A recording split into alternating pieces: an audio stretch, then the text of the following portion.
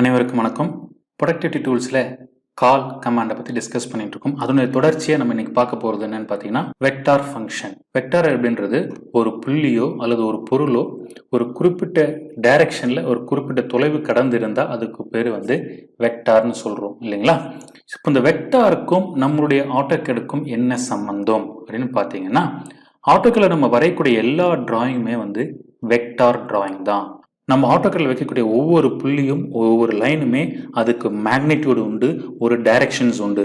அதனால நம்ம ஆட்டோகேடில் வரையக்கூடிய எல்லா டிராயிங்ஸுமே வெக்டார் ஃபார்மில் தான் இருக்குது. அது எப்படி கன்ஃபார்ம் பண்ணுவோமா? ரைட். இப்போ நம்ம பாயிண்ட் ஃபிக்ஸிங் மெத்தட்னு சொல்லி நம்ம ஆட்டோகேட் ஸ்டார்டிங்கில் தெரிஞ்சிருப்போம் இல்லைங்களா? ஆட்டோகேடில் ஒரு சின்ன புள்ளி வைக்கிறது முதற்கொண்டு ஒரு டிராயிங் வரைகிறதுக்கு இந்த பாயிண்ட் ஃபிக்ஸிங் மெத்தடு தேவைப்படுது.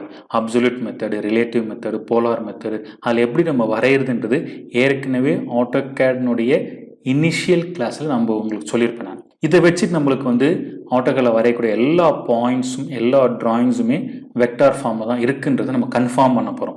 ஃபார் எக்ஸாம்பிள், இப்போ அப்சல்யூட் மெத்தடில் ஒரு பாயிண்ட் ஃபிக்ஸ் பண்ணுறீங்க அப்படின்னு வச்சிங்களேன். ஒரு ரெக்டாங்கிள் 4 பாயிண்ட் இருக்குது. இந்த 4 பாயிண்ட்டுமே என்ன ரெப்ரசன்ட் பண்ணுது? ஆரிஜினில் இருந்து பர்டிகுலர் டைரக்ஷனில் பர்டிகுலர் டிஸ்டன்ஸில் இருக்குன்றது அர்த்தம். ஸோ இப்போ மேக்னிடியூடும் இருக்குது, டைரக்ஷனும் இருக்குது. அதனால இது வெக்டார் ஃபார்மில் தான் இருக்குது.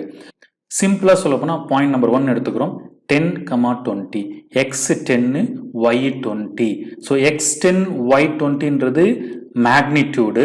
அது என்ன டைரக்ஷனை கொடுக்கும் அப்படின்றது இங்கே நான் ஏரோ மார்க்கில் கொடுத்துருக்கிறேன். இது ஒரு வெக்டார். இதுமாரி ஒவ்வொரு புள்ளியுமே வெக்டார் ஃபார்மில் தான் இருக்குது. ஸோ அப்சல்யூட் மெத்தடில் கொடுக்கக்கூடிய எல்லா பாயிண்ட்ஸுமே வெக்டார் ஃபார்மில் தான் இருக்குது. அதேமாரி ரிலேட்டிவ் மெத்தட் நம்ம இங்கே என்ன பண்ணுவோம்? டைரக்ஷன்ஸ் கொடுத்துருவோம். Positive x direction, negative x direction, positive y direction, negative y direction, directions நம்ம கொடுத்துருவோம். அப்போ மேக்னிடியூட் மட்டும் தான் நம்ம கொடுக்க வேண்டியது இருக்கும். ஸோ இப்போ நம்ம என்ன பண்ணுறோம் பாருங்க, மேக்னிடியூட் கொடுப்போம், டைரக்ஷன்ஸ் கொடுப்போம். ஃபர்ஸ்ட் பாயிண்ட் மட்டும்தான் ஆரிஜின்ல இருந்து வரும்.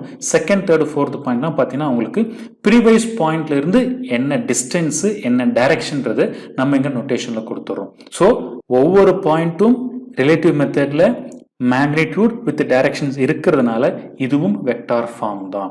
அதே மாதிரி போலார் மெத்தட்ல நமக்கு டைரக்டா ஆங்கிள் கொடுத்துரும், டைரக்ஷன்ஸ் கொடுத்துரும். ஸோ இப்போ என்ன பண்றோம்? ஒவ்வொரு பாயிண்ட்னுடைய மெஷர்மெண்ட் எவ்வளோ, தட் இஸ் கால் மேக்னிடியூட் எவ்வளோ, டைரக்ஷன்ஸ் எவ்வளோ, அதாவது மீன்ஸ் ஆங்கிள் எவ்வளோ நம்ம கொடுத்துரும். அப்போ போலார் மெத்தட் மூலமா வரையக்கூடிய ஒவ்வொரு டிராயிங்ஸும் ஒவ்வொரு புள்ளியுமே வெக்டார் ஃபார்ம்ல தான் இருக்கு. ஸோ இப்போ பார்த்தீங்கன்னா 3 மெத்தட்ல, அதாவது 3 பாயிண்ட் ஃபிக்ஸிங் மெத்தட்ல நீங்க எல்லா டிராயிங்குமே வரைகிறீங்க இல்லையா? இந்த மெத்தட்ல வரையக்கூடிய எல்லா டிராயிங்குமே ஆட்டோகேட்ல என்ன ஃபார்ம்ல இருக்கு? வெக்டார் ஃபார்ம்ல தான் இருக்கு. ஸோ இப்போ இதுல இருந்து நம்மளுக்கு என்ன கன்ஃபார்ம் ஆகுன்னு பார்த்தீங்கன்னா, ஆட்டோகேட்ல வரையக்கூடிய எல்லா டிராயிங்ஸுமே it is in the form of vector.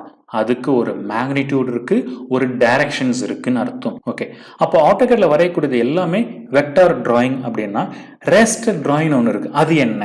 Raster டிராயிங்கும் ஆட்டோகேட்ல use பண்ண முடியுமா? அதுக்கான கமெண்ட்ஸ்ல என்னென்ன, எப்படி நம்ம இந்த ரேஸ்டர் டிராயிங்கை வெக்டார் டிராயிங்கை கன்வெர்ட் பண்றது, இதை பத்தின டீட்டெயிலான விஷயங்கள் அடுத்து வரக்கூடிய வீடியோக்களை நம்ம பார்க்கலாம். ஓகேங்களா? ரைட். இப்போ நம்ம வெக்டார் ஃபங்க்ஷன்ஸை பார்க்கலாம். ஓகே, ஆட்டோகேட்ல ஃபர்ஸ்ட் வெக்டார் எப்படி இருக்கும், வெக்டார்னா என்னன்னு நம்ம தெரிஞ்சுக்கலாம். ஓகே, ஆட்டோகேட்ல இப்போ நான் ஒரு லைன் வரைகிறேன். 0,0 இங்கிருந்து x5 y5க்கு வரைகிறேன். இப்போ நான் கொடுத்துருக்கிற பாயிண்ட் இருக்கு பார்த்தீங்களா, x கோஆர்டினேட் 5 y கோஆர்டினேட் 5ன்றது இதுதான் 2D வெக்டார்.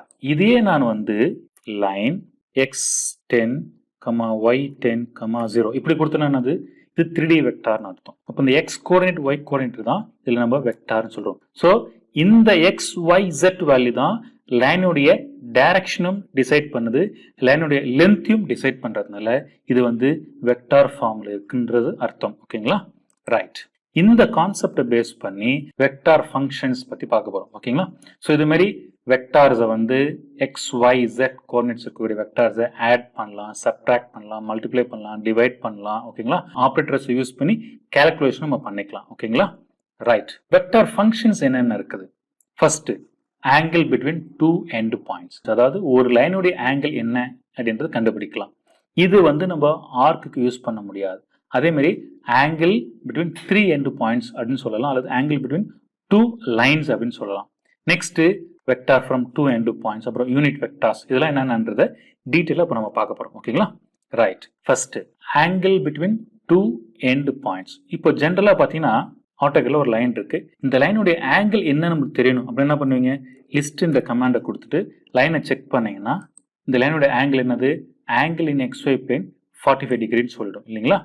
இதை வந்து பார்க்குறோமே தவிர இன்புட்டை யூஸ் பண்ண முடியாது. இதை நான் இன்புட்டா யூஸ் பண்றதுக்கு தான் நம்ம இப்போ டிரான்ஸ்பரண்ட் கமாண்ட்ஸ் நம்ம படிச்சுக்கிட்டு இருக்கோம். இப்போ ஏதாவது ஒரு கமாண்டுக்குள்ள போய் கொட்டேஷன் கால் கொடுத்துட்டு angle between two end points. So end point 1, end point 2 பாருங்க 45 டிகிரி வந்துருச்சு. ஸோ ஏதோ ஒரு ஆங்கிள் வரைகிறேன். இப்போ இந்த லைன் எனக்கு என்ன ஆங்கிள் தெரியாது, கண்டுபிடிக்கணும். இதில் ஒரு சின்ன விஷயம் பாருங்க, கால்குலேஷனில் போயிட்டு ஆங்கிளில் மெஷர் பண்ண போகிறேன். ஸோ இப்போ கீழே இருந்து நான் மேலே மெஷர் பண்ணுறேன் அப்படின்னும் போது நான் பாருங்க 70 டிகிரி. ஸோ இப்போ ஆர்த்தோகனல் ஆங்கிளில் வருது.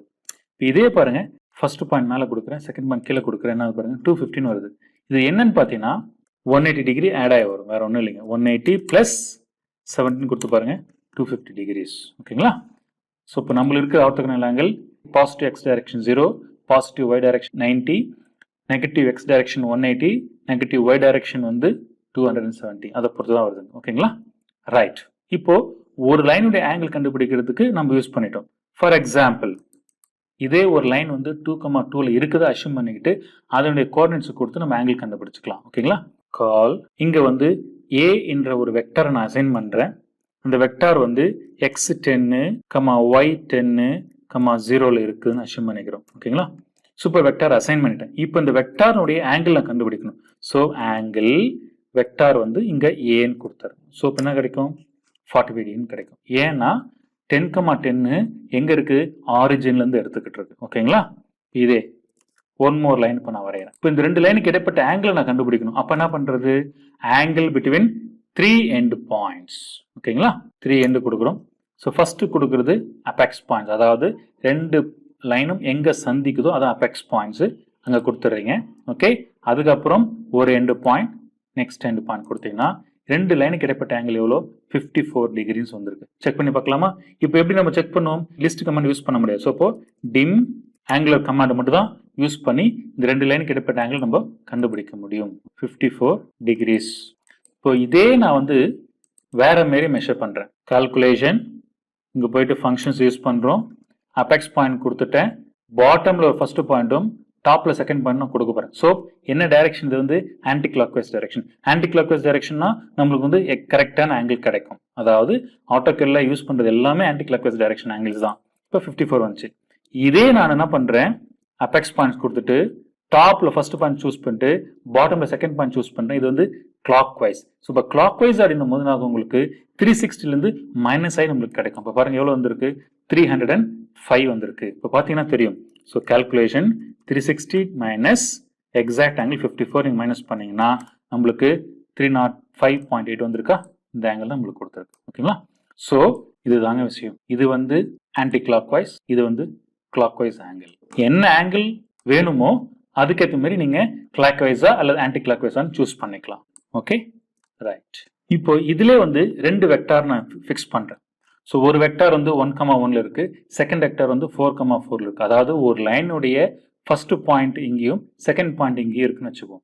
அப்போ அதனுடைய ஆங்கிள் என்னவா இருக்கும் அப்படின்றத நம்ம மெஷர் பண்ண முடியும். ஃபார் எக்ஸாம்பிள் ஒரு லைனு x2 y4ல ஆரம்பிச்சு x10 y15 ஃபிக்ஸ் பண்ணிருக்கிறேன். ஓகேங்களா. ஸோ இது ஒரு வெக்டார், இது ஒரு வெக்டாரா அஷ்யூம் பண்ணிட்டேன். ஓகேங்களா. இப்போ நான் என்ன பண்றேன், கால்குலேஷன் ஏ வெக்டார் உள்ள எக்ஸ் வந்து 2, 4, 0 இது ஏ வெக்டார். அதே மாதிரி பி வெக்டார்ல 10, 15 அசைன் பண்ணிடுறேன், 0. இப்போ கால்குலேஷன்ல போயிட்டு ஆங்கிள் ஏ, பி அப்படின்னு கொடுக்குறேன். அப்ப ஏன்றது என்னது, இந்த பாயிண்ட் 2, 4. பின்றது என்னது 10, 15. ஆங்கிள் என்ன வரும் பாருங்க, 53.97 வருதா. செக் பண்ணி பார்த்துலாமா. ஆங்கிள் எண்டு எண்டுன்னு கொடுத்துரும். பாருங்க இந்த ரெண்டு எண்டு பாயிண்ட் கிடைப்பட்ட ஆங்கிள் என்ன, 53.9. ஓகேங்களா. கரெக்டா வந்திருக்கா. ரைட். இது மாதிரி டிராயிங்ஸ் வரைஞ்சிட்டு நம்ம ஆங்கிள் கண்டுபிடிக்கலாம். அல்லது இது மாதிரி பாயிண்ட்ஸ் நம்ம வெக்டார்ல கொடுத்துட்டு இந்த ரெண்டு பாயிண்ட் இடைப்பட்ட ஆங்கிள் நம்ம கண்டுபிடிக்கிறதுக்கு இந்த மாதிரி ஃபங்க்ஷன்ஸை யூஸ் பண்ணிக்கலாம். ஓகேங்களா. Next vector from 2 end points. இப்போ நம்ம என்ன பண்ணோம், ஆங்கிள் கண்டுபிடிச்சோம் இல்லையா. இப்போ ஏதோ ஒரு ஆங்கிள் இருக்கிற லைனுடைய கோஆர்டினேட் பாயிண்ட்ஸ் என்ன, அதுதான் வெக்டார் நம்ம சொல்றோம். ஓகே. ரைட். இப்போ பாருங்க இந்த லைன் வச்சிருக்கிறேன். கால்குலேஷன் VEE அப்படின்னு கொடுத்துட்டோம். ஸோ இந்த பாயிண்ட்டுக்கும் இந்த பாயிண்ட் கிளிக் பண்ணிட்டேன். இப்போ 8,11 வந்திருக்கு. இந்த 8,11ன்றது இந்த லைனுடைய எக்ஸ் டிஸ்டன்ஸ் ஒய் டிஸ்டன்ஸ். ஓகேங்களா, அதான் வித்தியாசம், வேற ஒன்றும் கிடையாது. இப்போ ஏற்கனவே நம்ம வெக்டார்ஸ் பார்த்துருக்குறோம் இல்லையா. 2,4 ஃபர்ஸ்ட் பாயிண்ட், 10,15 செகண்ட் பாயிண்ட். ஓகேங்களா, அப்போ டிஸ்டன்ஸ் என்ன வரும்? 10 - 2 எக்ஸ் வந்து 8, 15 - 4 எக்ஸ் வந்து 11. செக் பண்ணி பார்த்துலாமா? லிஸ்ட் போனீங்கன்னா எக்ஸ் டிஸ்டன்ஸ் என்ன, ஒய் டிஸ்டன்ஸ் என்ன நமக்கு தெரிஞ்சிடும். பாருங்க, x distance 8, y distance 11. Okay, இதுதான் வெக்டார் அப்படின்றது. இந்த லைன் வந்து இந்த பாயிண்ட்ல இருந்து எக்ஸ் தூரத்துல ஒய் தூரத்துல இருக்குதுன்னு சொல்றது தான் வெக்டார். அதுதான் மேக்னிடியூட் டைரக்ஷன்ஸ் கொடுக்குது. இது வந்து ஃபுல் லைனுடைய லென்த் சொல்லிடும். இதே யூனிட் லென்த் வேணும், அதாவது லைன் எவ்வளோ தூரத்துல இருக்குது, அந்த லைனுடைய 1 mm வந்து என்ன டைரக்ஷன்ஸ்ல இருக்குது, என்ன எக்ஸ் தூரம் என்ன ஒய் தூரத்துல இருக்குதுன்னு தெரிஞ்சுக்கலாம். அதுக்கு தான் யூனிட் வெக்டார் அப்படின்னு சொல்றது. ஓகேங்களா, ஃபார் எக்ஸாம்பிள் இப்போ ஒரு லைன் வரைஞ்சிருக்கிறேன். ஸ்டார்டிங் பாயிண்ட் 0,0, எண்ட் பாயிண்ட் 10,10 கொடுத்துருக்கேன். ஓகேங்களா, இப்போ இந்த லைனுடைய யூனிட் வெக்டார்ன்றது என்னது? ஸ்டார்டிங் பாயிண்ட்ங்கிறது பார்த்தீங்கன்னா இங்கிருந்து 1 mm லென்த், 1 mm லென்த் வந்து என்ன எக்ஸ் தூரம் என்ன ஒய் தூரம் இருக்குன்னு தெரிஞ்சுக்கலாம். எப்படி? கால்குலேஷன் VEE 1 கொடுத்துட்டு கிளிக் பண்ணுங்க. 0.7 வந்திருக்கா? இதுதான் யூனிட் வெக்டார்னு சொல்றோம். இதை வச்சுட்டு நம்ம என்ன பண்ண போறோம்? இதை வச்சுட்டு இந்த லைனுடைய ஆங்கிள் நம்ம கண்டுபிடிச்சிக்கலாம். எப்படி? எக்ஸ் தூரம் கண்டுபிடிக்கிறதுக்கு காஸ் தீட்டா, ஒய் தூரம் கண்டுபிடிக்கிறதுக்கு சைன் தீட்டா. இப்போ தீட்டா அப்படின்றது 45 டிகிரி நம்மளுக்கு ஏற்கனவே தெரியும். அதனாலதான் காஸ் 45 சைன் 41 வேல்யூ நம்மளுக்கு வந்திருக்கு. இப்போ வேல்யூ கிடைச்சிருச்சு, அதோட இன்வெர்ஸ் பட்ட கண்டுபிடிச்சிடலாமா? இங்க பாருங்க, a sin of, that means sin inverse of 0.707 என்ன வருது பாருங்க, 44.9. அதே மாதிரி a cos of 0.707 அப்படின்னு போட்டீங்கன்னா உங்களுக்கு 45 டிகிரி தெரிஞ்சிடும். ஓகேங்களா, ஸோ யூனிட் வெக்டாரை வச்சுக்கிட்டு நம்ம வந்து அந்த லைனோட ஆங்கிள் கண்டுபிடிக்க முடியும். அதே மாதிரி இப்போ நான் ஒரு லைன் வரைஞ்சிருக்கிறேன். ஸ்டார்டிங் பாயிண்ட் எண்டிங் பாயிண்ட் என்னன்னு தெரியாது, அப்ராக்சிமேட்டா வரைஞ்சிட்டேன். இப்போ இதோட யூனிட் வெக்டர் நான் கண்டுபிடிக்க போறேன். Calculation VEE 1 starting point end point கொடுத்துட்டேன். இப்போ இந்த லைனுடைய ஃபர்ஸ்ட் 1 mm வந்து எவ்வளவு எக்ஸ் தூரத்துல இருக்கு? 0.51. எவ்வளவு ஒய் தூரத்துல இருக்கு? 0.85 இருக்கு. இதை வச்சுக்கிட்டு இந்த லைனுடைய ஆங்கிளை நான் கண்டுபிடிக்க முடியும். எப்படி? இந்த ஃபர்ஸ்ட் இருக்குது காஸ் தீட்டா, எக்ஸ் வேல்யூ இல்லையா? எக்ஸ்ன்றது என்னது? Cos theta. Cos some theta வந்து 0.51 வந்திருக்கு. அப்ப தீட்டா எவ்வளோ கண்டுபிடிக்கலாமா? So a cos of 0.5177. Okay, ஏதோ சம் ஆங்கிளுக்கு 0.517 வந்திருக்கு. அப்ப அந்த ஆங்கிள் என்ன? a cos means cos inverse of 0.177 என்ன வரும்? 58.82 வந்திருக்கு. செக் பண்ணி பார்க்கலாமா? டெஸ்ட் போட்டு பாருங்க என்ன ஆங்கிள் வருதுன்றது. ஆங்கிளின் எக்ஸ் பிளேன் எவ்வளோ? 59 டிகிரி. நம்மளுக்கு எவ்வளோ வந்திருக்கு? 58.8 வந்திருக்கு. ஓகேங்களா, இப்போ கரெக்டாக தான் வந்திருக்கு. ரைட், சரி நண்பர்களே, நெக்ஸ்ட் நம்ம பார்க்க போறது என்னன்னா குயிக் கால்சி. இது வந்து ஒரு கால்குலேட்டர். இந்த கால்குலேட்டர்ல நம்ம நார்மலா அரித்மெட்டிக் கால்குலேஷன்ஸ் பண்றது மட்டும் இல்லாம ஜியோமெட்ரிக்கல் கால்குலேஷன்ஸும் பண்ண முடியும். அதாவது இப்போ நம்ம படிச்சிருக்கோம் பாத்தீங்களா, கால் ஃபங்க்ஷன்ஸ், கால்குலேஷன்ஸ் எல்லாமே இதுல நம்ம இந்த கால்குலேட்டர் வச்சு நம்ம பண்ணிட முடியும் ஈஸியா. ஓகே, அது எப்படி அப்படின்றத நெக்ஸ்ட் வீடியோல நான் உங்களுக்கு சொல்றேன். ஓகேங்களா, நன்றி, வணக்கம்.